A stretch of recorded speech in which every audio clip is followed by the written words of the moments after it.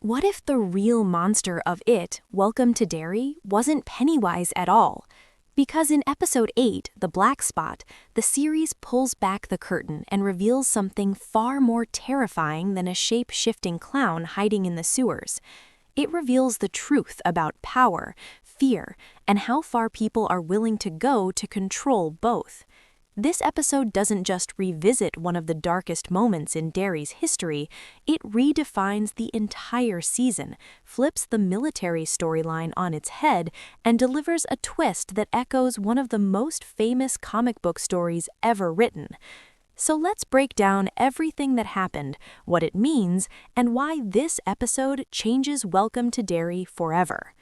Episode 8 centers on a place already soaked in tragedy, the Black Spot. For the people who gathered there, the Black Spot wasn't just a nightclub.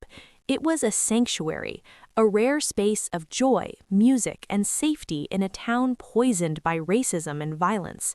But as history and Stephen King fans already know, Derry does not tolerate peace for long.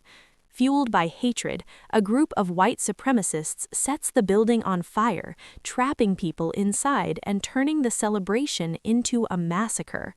The scene is brutal, chaotic, and deeply uncomfortable, and it's meant to be, because this wasn't just violence, this was the augury. In the mythology of It, the augury is a massive eruption of fear and bloodshed, an event so powerful that it signals Pennywise has fed enough. After moments like this, It retreats underground to sleep for 27 years, until the next cycle begins. This is how it has always worked, or at least how we thought it worked. Since the first episode, Welcome to Derry has teased a strange subplot involving the U.S. military. At the center of it all is General Francis Shaw, a man who claims to be protecting the country from a threat too dangerous to ignore. That threat? Pennywise.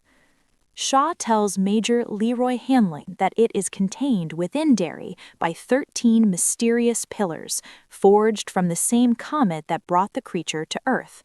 These pillars, he claims, form a kind of supernatural cage. The plan, according to Shaw, is simple. Move the pillars closer together, shrink the cage, trap Pennywise permanently. But in episode 8, Hanlon discovers the truth. When soldiers dig up one of the pillars, they don't move it inward, they take it away, to be melted down. The cage isn't being reinforced, it's being destroyed. Hanlon realizes what this means immediately. If the pillars truly contain Pennywise, then destroying even one of them could set the creature free. So he does the unthinkable. He pulls a gun on his own men. The situation nearly explodes into violence until General Shaw steps in and promises Hanlon an explanation. And what Shaw reveals is the most disturbing moment of the entire episode. Shaw never intended to imprison Pennywise. He intended to release him. Shaw explains that America is fractured by civil rights protests, racial unrest, women demanding equality, and fear of communism. In his eyes, the country is tearing itself apart. And his solution? A common enemy. Shaw believes fear can be weaponized, that a monster like Pennywise, unleashed selectively, could unify the nation. If people are afraid of one thing, they'll stop fighting each other. Yes, children will die, but Shaw considers that a necessary sacrifice. When Hanlon asks in disbelief, "You want to make America Derry?" The implication is crystal clear. This isn't just a 1960s Cold War story.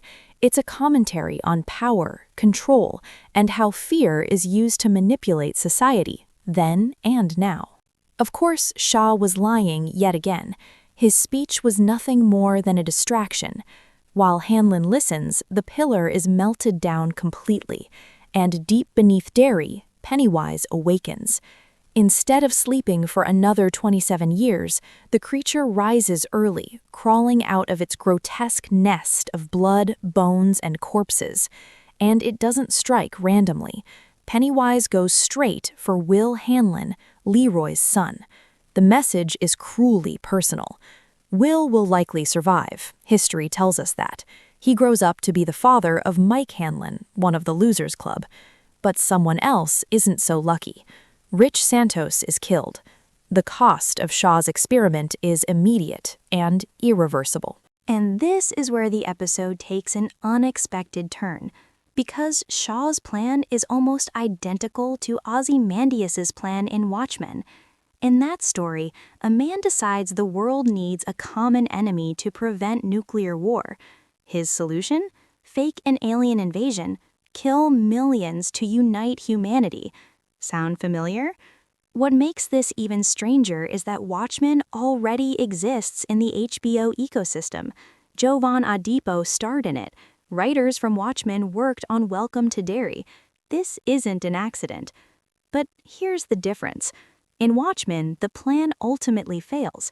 Fear doesn't unify humanity. It deepens divisions and fuels authoritarian control. And Welcome to Derry seems to be saying the same thing. There's one final question Episode 8 leaves us with. Does Pennywise actually need the pillars at all? In Stephen King's original vision, Pennywise isn't trapped in Derry by magic or cosmic artifacts. He stays because he likes it. Derry feeds him. Derry protects him. Derry creates him.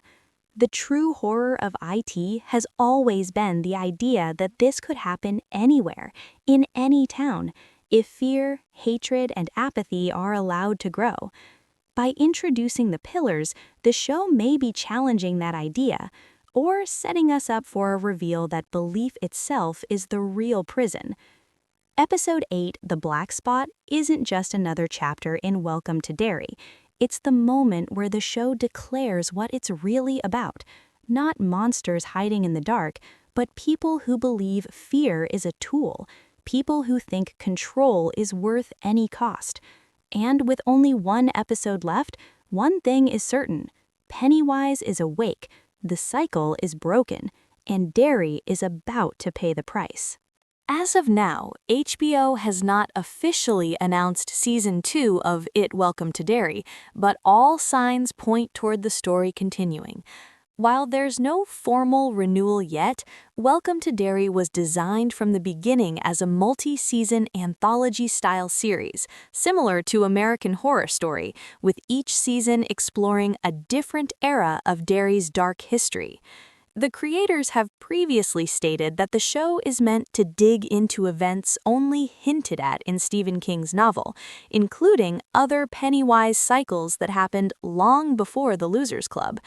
Given the scope of the story and the way Season 1 ends by breaking Pennywise's 27-year cycle, a second season feels extremely likely, not optional. If Season 2 happens, it will almost certainly take place in a different time period, explore another Pennywise feeding cycle, focus on new characters while expanding the mythology of Derry. Possible timelines fans are speculating about include the early 1900s, around the Bradley Gang massacre, the 1930s to 40s during another unexplored cycle, or a direct continuation showing the consequences of the military's actions. Rather than retelling the Losers Club story, the series seems committed to showing how Derry itself is the true main character, a town shaped and poisoned by Pennywise over generations. Yes, if Season 2 happens, Bill Skarsgård is expected to return as Pennywise. The showrunners have made it clear that Pennywise is central to the series. Each season will reveal new aspects of the creature. Pennywise may appear in different forms, not just the clown. Season 1 already suggests that Pennywise isn't just a monster, but a force that influences human cruelty, fear, and violence. Season 2 would likely push that idea even further. Season 1 of Welcome to Derry doesn't feel like a complete ending. It feels like a warning. If Season 2 happens, it won't just show us Pennywise again. It will show us why Derry never learns, and why the cycle of fear always finds a way to continue.